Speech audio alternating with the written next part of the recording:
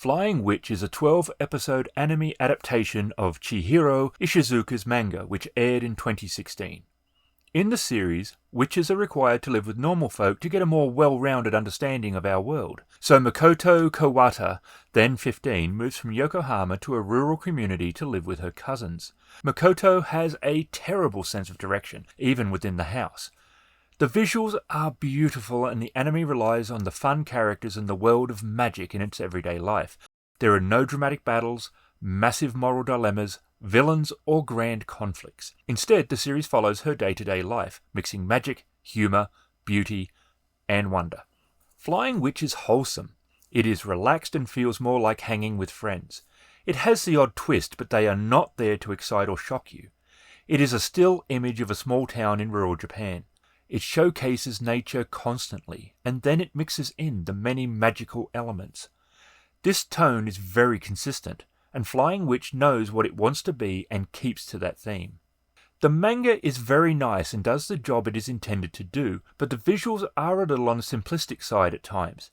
This is not a criticism, as it works very well for the manga. The anime, however, goes for a very visual approach. While the character designs remain simple, the backgrounds are where the visuals come alive.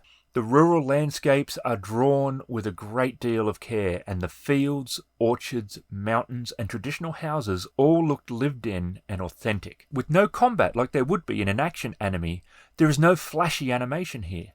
But that is not what's required. What is needed is a visual approach to keep the viewer interested in the world that the characters are living in. And the animation delivers on that. The colours are soft and natural. Even the magical elements are drawn in a way that makes them feel part of the world. The soundtrack is almost gentle. Unlike a band anime where the music needs to be a very strong part of it, here the composer uses the soundtrack for a far more background tone. It is like a character in the scenery, and it does that job very well. The ambient sounds, however, do a lot of the heavy lifting. You will hear the birds, the wind, the insects, and other natural sounds in the background, which aid in feeling the rural setting.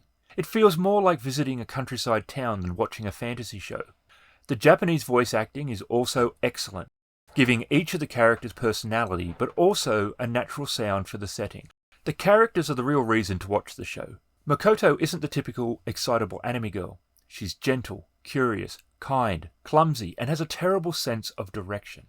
Watching her learning about non-magical life, gardening, flying on her broom, or learning about magic is enjoyable because it feels real. Chinatsu, the younger cousin, is, in a way, the audience. It is at times through her curiosity and apprehension about magic that is the doorway for the viewer, whereas Kai, the older cousin, is the straight man, unfazed by the supernatural happenings around him, for the most part, and more interested in his day-to-day problems and hobbies. There are side characters like the shy ghost waitress, also Makoto's sister, Akane, an older and more capable witch who may not be wiser, and Chiko, which is Makoto's familiar, and they all add a gentle humour and charm. There's no evil antagonist, there's no real threat. The problems are internal and small, like learning a new spell or getting lost on a walk. Again, each episode stands alone, often focusing on a single event like visiting a magic cafe. It allows the anime to focus on small character-driven moments. This pacing also lets the magical elements emerge organically. Magic in Flying Witch isn't often flashy or dramatic. It's practical and meant to be a part of the witch's daily life. Flying Witch is a chill experience. Because of this, there is not much deep plot development, character arcs, or conflict. By the final episode, things feel pretty much the same as in the first, though it is important to keep in mind that it is not a long series. While it is a magical slice of life, some may want a bit more depth. The characters are likeable, but they don't change much. The magical world is charming, but not deeply explored. You never get a sense of wider stakes or unseen layers. You are getting to see behind the veil, but when you do, it's not quite as mysterious as it could have been. While the world includes witches, spells, flying brooms, and magical creatures, it never dives deep into how magic works, what's its boundaries, or even why it exists. This approach fits the overall feel of the show, but it does feel like a matter of convenience. What does witch training actually involve? Who is making these rules?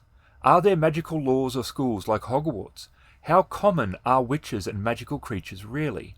The show avoids these questions. It is designed to go for the ride and not be something to dissect, but at the same time it may seem a little vague. There are no threats. The characters are friendly, helpful, and fun. This is a slice of life. When there are surprises, they come in the form of magical elements or creatures, but these are not shocks or anything that cause upheaval. It is important to know what you're going to get with this show so as not to be disappointed. Really, the show is about appreciating the moment and the people around you rather than growing out of it. There is a lot of charm in that, but it does mean that things don't change. No big romances, no sudden change in abilities. Where it starts is, in many ways, where it ends. If you're wanting emotional arcs or deep internal conflict, Flying Witch won't do that. It's not trying to. It is trying to be a calming experience, and in that, it mostly succeeds. It's not perfect, but if you have had a rough day, then a little time with these nice, visually and personality-wise characters, they may not do you any harm.